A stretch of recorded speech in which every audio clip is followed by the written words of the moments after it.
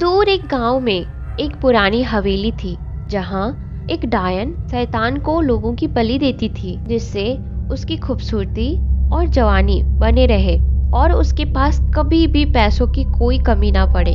कहते हैं आज भी वो डायन जिंदा है और आज भी वो लोगों की बलि दे रही है। क्या दादी, आप भी ना आजकल कुछ ज्यादा ही फिल्में देखने लगी हो? आज की डेट में भी कोई डायन और शैतान होते हैं क्या? ये है आकांक्षा जो कि गुवाहाटी जाने की तैयारी कर रही है क्योंकि उसकी वहाँ जॉब लगी है कि दादी उसे एक डायन की कहानी सुना रही है। और इस बात पर आकांक्षा दादी को चिढ़ाते हुए कहती है। दादी चिढ़ते हुए, हाँ हाँ, तुम बच्चे, आजकल के बच्चों को ये सब फिल्मी कहानियां ही लगेंगी। तुम लोग तो क्या जानो, ये सब जो तुम मन गढ़न कहानियां कहते हो वो असल कहानियों से ही जुड़ी होती है। आकांक्षा, अच्छा दादी छोड़ो ये सब। भी कमरे में आकांक्षा की माँ आती है। माँ, हो गई तेरी सारी पैकिंग? आकांक्षा अपना सामान रखते हुए, हाँ माँ, लगभग हो गया। माँ थोड़ी उत्सुकता में, अच्छा तेरी पीजी का क्या हुआ? आकांक्षा अपने फोन में कुछ ढूंढते हुए, हाँ माँ, पीजी फिक्स हो गया है, शहर से थोड़ा दूर है, एक खूबसूरत सा विला है, एक लेडी रहती है वहाँ, घर बड़ा है और अकेली है, पीजी के लिए वैकेंट छोड़ा है, रेंट भी कम है, ये देखो उस विला का पिक। माँ और दादी दोनों विला की तस्वीरें देखती हुई, माँ विला को देख करके संतुष्ट होते हुए, हाँ घर तो अच्छा है पर रेंट कितना है? आकांक्षा बेफिक्र से, 10,000। माँ, 10,000? बेटा इतने में तो तेरे पापा पूरा घर चलाते हैं। आकांक्षा परेशान होते हुए, माँ यार बस अब आप शुरू मत हो जाइए, मुझे पता है बाहर का सब जगह पता किया है, तब जाकर ये सस्ता सा घर मिला है। लोकेशन देखो आप, इतनी बढ़िया जगह है। और आप क्या अभी तक मुझको नालायक ही समझती हो? नालायक होती तो जॉब मिलती क्या? बिल्कुल सही, मेरी बेटी को आज से आप नालायक बोली तो मुझसे बुरा कोई नहीं होगा, देखिएगा। कांचा के पापा कमरे में आते हुए माँ को छेड़कर कहते हैं। माँ चिढ़ते हुए बोलती है, आप दोनों बाप बेटी से तो मैं कभी भी नहीं जीत सकती। मैं जा रही हूँ खाना की तैयारी करने, आप सब भी जल्दी से हॉल में आ जाइए। खुशियों का माहौल था, सब बहुत खुश थे। आकांक्षा और उसके पापा जल्दी जल्दी आकांक्षा का सामान पैक कर रहे थे, पर वहीं दादी अब भी चुपचाप उस विला की तस्वीर को अजीब तरह से घूरे जा रही थी और उनके चेहरे पर परेशानी और आंखों में एक अजीब सा डर था। आखिर क्यों दादी तस्वीर को इतनी अजीब तरीके से घूर रही थी? क्या था उस तस्वीर में और उस विला में? क्या दादी जानती है कोई राज उस विला का? आकांक्षा थोड़ी सीरियस होते हुए, क्या हुआ दादी, पिक को ऐसे क्यों देख रही हो? दादी थोड़ी घबराई हुई, बेटा मुझे कुछ ठीक नहीं लग रहा है इस घर को देखकर, ऐसा लग रहा है कुछ तो बहुत बुरा है इस घर के साथ। एक काम कर, तू यहाँ मत जा, दूसरा घर ले ले, पर यहाँ मत जा। आकांक्षा दादी को शांत कराते हुए, अरे दादी आप घबराओ मत, और आप जैसा सोच रही हो वैसा कुछ नहीं है, नॉर्मल सा घर है, कोई प्रॉब्लम नहीं होगी दादी।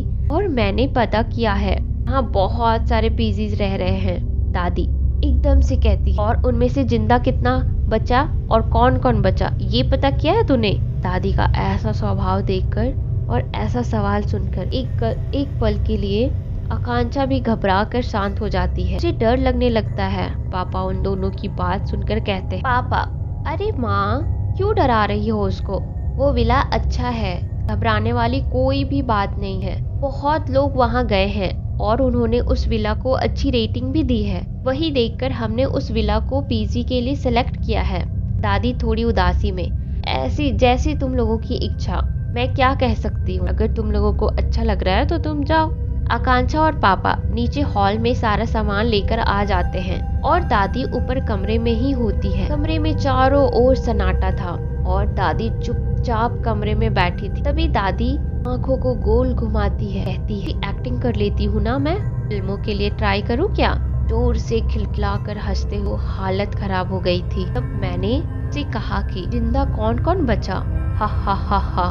सब खाना खाकर आकांक्षा को रेलवे स्टेशन छोड़ने के लिए रेडी हो गए। की देर में सब स्टेशन पहुंच गए। मम्मी पापा ने आकांक्षा को जरूरी हिदायतें दी और उसे ट्रेन में बैठा दिया। हॉर्न की आवाज के साथ ट्रेन छूट गई और धीरे धीरे रफ्तार पकड़ने लगी और अब शुरू हो गया आकांक्षा का गुवाहाटी का सफर। क्या होगा इस सफर में आकांक्षा के साथ? क्या ये सफर आकांक्षा के लिए एक अच्छा अनुभव लेकर आएगा या उसे जीवन के कई अनुभवों से रूबरू करवाएगा? आकांक्षा अपना सफर पूरा कर गुवाहाटी के रेलवे स्टेशन पर ट्रेन से उतरती है। रेलवे स्टेशन से बाहर आकर वो टैक्सी या ऑटो का इंतजार करने लगी। तभी एक ऑटो वाला उसके पास आता है। ऑटो वाला, हाँ मैडम बोलिए, कहाँ जाना है आपको? आकांक्षा एड्रेस बताते हुए, जोशुआ विला चलोगे भैया? ऑटो वाला विला का नाम सुनकर ही सन्न रह जाता है और घबराते हुए कहता है, नहीं मैडम माफ करिएगा। इतना कहकर वो जल्दी से वहाँ से ऑटो लेकर ऐसे भागता है जैसे उसके पीछे कोई भूत पड़ गया हो। आकांक्षा उसका ऐसा बर्ताव देखकर ऐसी कंफ्यूज हो जाती है जैसे शायद उसने गलत नाम बता दिया हो। वो अपना मोबाइल फोन निकालकर विला का नाम देखती है कि उसने विला का नाम सही तो लिया था ना। वो फोन देख ही रही होती है कि उसके कानों में एक आवाज पड़ी, जोशुआ विला चलोगे भैया? आवाज की दिशा में देखा तो सादे से कपड़ों में, आंखों पर पट्टी, मोटा सा चश्मा लगाए एक पतली सी लड़की जिससे खुद का ही भार नहीं संभाला जा रहा था और उसने दो दो बड़े बड़े बैग अपने कंधों पर टांगे एक टैक्सी वाले से बात कर रही थी। उसे देखकर आकांक्षा उसके पास आती है और पूछती है, आपको भी जोशुआ विला जाना है? लड़की बोली, हाँ मुझे वहीं जाना है। आकांक्षा ये बात सुनकर बहुत खुश हो जाती है और उसी लड़की से कहती है, मुझे भी वहीं जाना है, अगर आपको प्रॉब्लम ना हो मैं आपके साथ चलूं? लड़की सोचती है, जान ना पहचान और मैं साथ में इसके चलने क्यों बोल रही है? मैं क्यों जाऊं इसके साथ? कहीं मैं इसके साथ गई और इसने मुझे बीच रास्ते में लूट लिया तो? नहीं बाबा, मैं नहीं जाऊंगी इसके साथ। ऐसा सोचते हुए लड़की प्लान बनाती है और कहती है, हाँ मुझे आई एम सॉरी, वो मेरे कुछ फ्रेंड्स भी आ रहे हैं तो मैं बस टैक्सी बुक कर रही हूँ। आकांक्षा उसकी बात समझती है और उसे ओके बोलकर चली जाती है और यहाँ वो लड़की ये सोचती है कि वो ठग लड़की थी।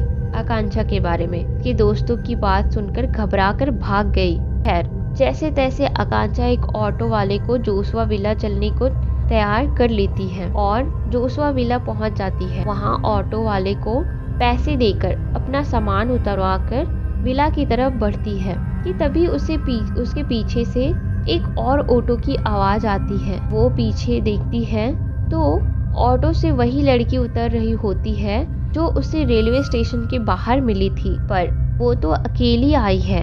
तब वो समझ जाती है कि उसे अनजान समझकर उसने दोस्तों का बहाना किया था। वो लड़की भी उसे देखती है और अपना झूठ पकड़ाता हुआ सोच घबरा जाती है।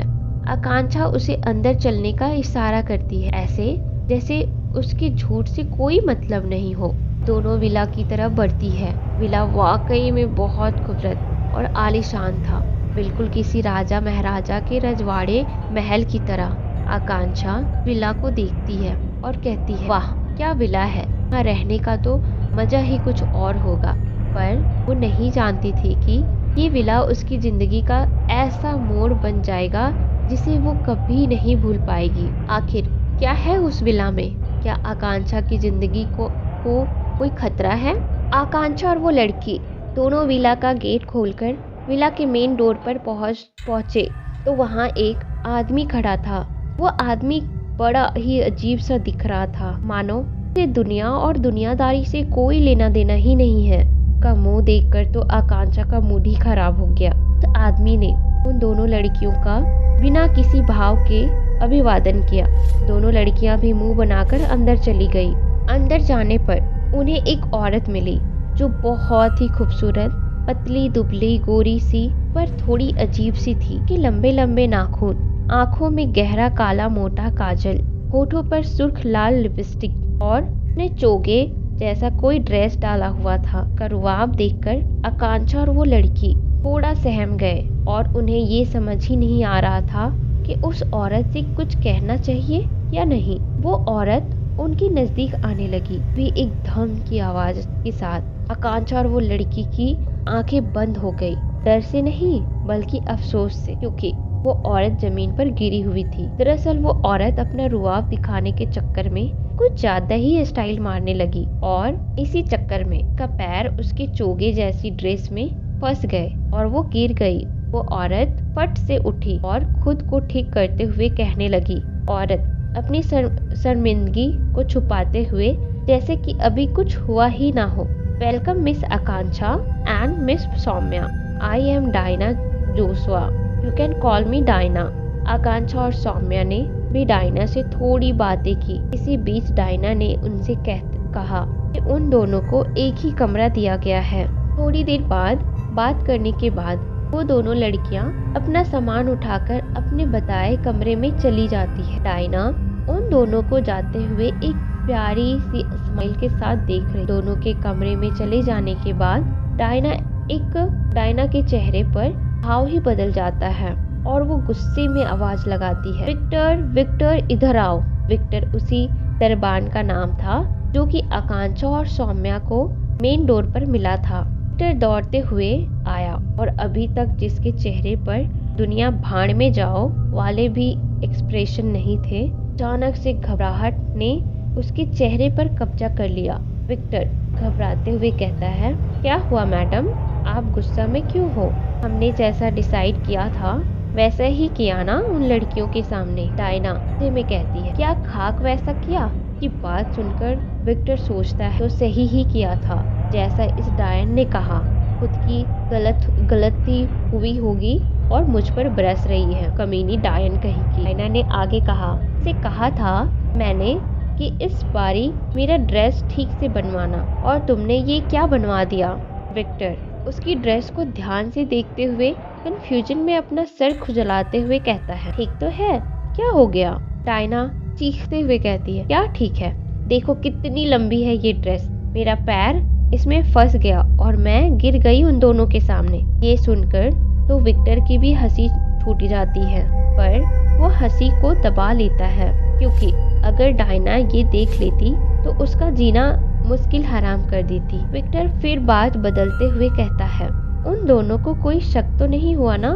डायना, नहीं, कोई शक नहीं हुआ है। विक्टर कहता है, तो अब आगे क्या करना है? डायना एक कुटिल मुस्कान के साथ, आगे क्या करना है? वही जो हम हर किसी के साथ करते हैं, शिकार आ चुका है, अब शिकार करने की तैयारी करनी है।